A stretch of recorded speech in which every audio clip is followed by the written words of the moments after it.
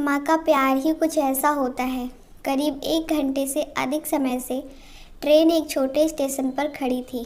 Train में बैठे बैठे आदित्य जब थक गया तो वह अपनी सीट से उठ खड़ा हो गया।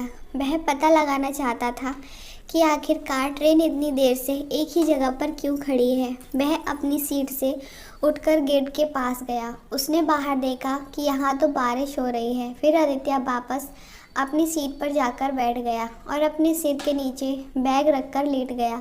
काफ़ी देर बाद उसे धीरे धीरे नींद आने लगी। अचानक एक महिला ने उसकी बाजू को हिलाते हुए उसकी नींद उड़ा दी।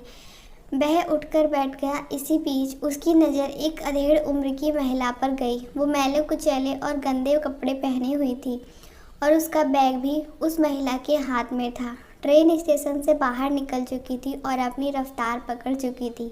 नींद में आदित्य को इस बात की तनिक भनक भी नहीं लगी कि अब उसका हैंडबैग उसके सिर से नीचे फिसलकर नीचे फर्श पर गिर गया था। आदित्य ने फटाक से अपना बैग उस महिला के हाथ से लिया और चेक करने लगा कि कहीं उसका पर्स और अन्य सामान गायब तो नहीं है। जैसे ही उसने अपना बैग खोला तो अंदर अपनी माँ का शॉल देखकर आश्चर्यचकित रह गया। बैग में सारे सामान व्यवस्थित तरीके से रखे हुए थे। आदित्य ने बैग से शॉल निकाला और वह सोचने लगा कि पिछली रात जब वह बिस्तर पर जाने से पहले अपना बैग पैक कर रहा था तो उसकी माँ कैसे अपना शॉल लाई थी और उसे बैग में रखने के लिए कह रही थी। कैसे उसने कहा था अगर बारिश हुई तो बहुत ठंड लगेगी। उसे अच्छी तरह मालूम है कि कैसे वो माँ पर नाराज़ हुआ था और गुस्से में शॉल को बाहर निकालकर फेंक दिया था, मगर यह शॉल अभी भी उसके साथ था। वह मन ही मन सोचने लगा, शायद माँ ने मेरे सो जाने के बाद इसे वापस रख दिया होगा।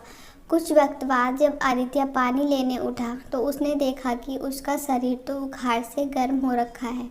खुद को असहाय महसूस करते हुए उसने तुरंत अपनी माँ को कॉल किया और बोला, माँ कल रात तो मुझे कुछ मेडिसिन का पैकेट देना चाह रही थी। इससे पहले कि आदित्य अपनी पूरी बात कर पाता उधर से उसकी माँ बोल पड़ी, बेटा तुम्हारे सिर में दर्द है क्या?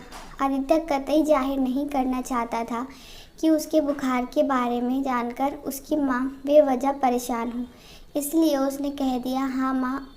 उसकी माँ बोली, मैंने तुम्हारे हैंडबैग की सामने वाली जेब में दवा का पैकेट रखा है, तुम उसमें से निकालकर सिर दर्द की एक गोली ले लो। और हाँ, मैंने पैकेट में बुखार की दवा भी रख दी है, शायद कुछ खा लो। सुनो, मैंने तुम्हारे बैग में एक सैंडविच पैकेट भी रख दिया है।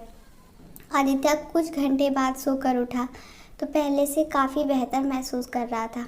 दोस्तों, आपको ये माँ की स्टोरी कैसी लगी हमें कमेंट बॉक्स में ज़रूर बताइए और चैनल पर पहली बार हो तो चैनल को सब्सक्राइब जरूर कर लीजिएगा। वीडियो अच्छी लगे तो लाइक और शेयर ज़रूर करिए। वीडियो को लास्ट तक देखने के लिए धन्यवाद।